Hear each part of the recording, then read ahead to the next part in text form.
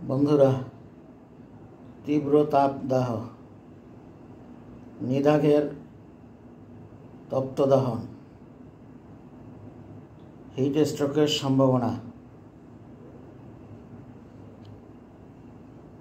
40 degree Celsius তাপমাত্রা হলেই hit স্ট্রোকের সম্ভাবনা।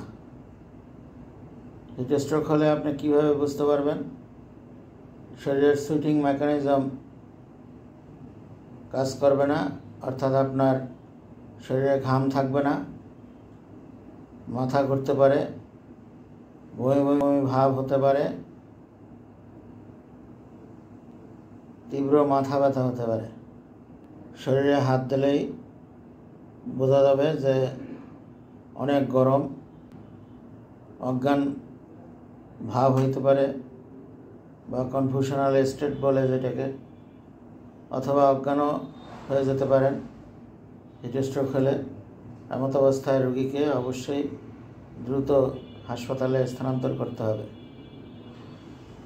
হাসপাতালে স্থানান্তরের পূর্বেই রোগীকে পানির ঝাপটা দেওয়া যায়, বরফ বগলে রাখা যায়, পানি দিয়ে শরীর মুছে দেওয়া যায়,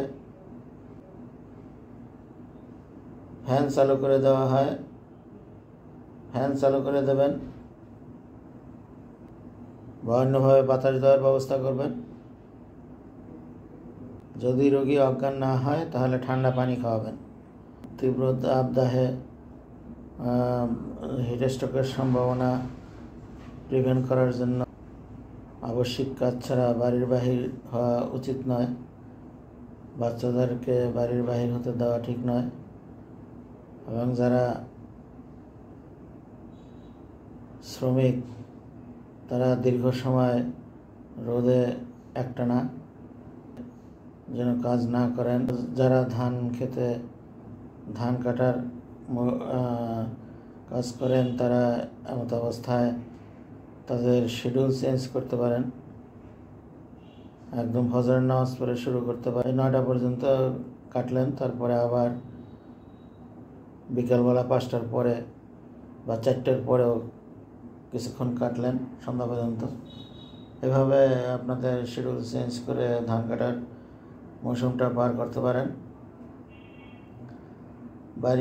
বাহিরে বের হলে অবশ্যই ছাতা নিয়ে বের হতে হবে বা টুপি পরে বের হতে হবে।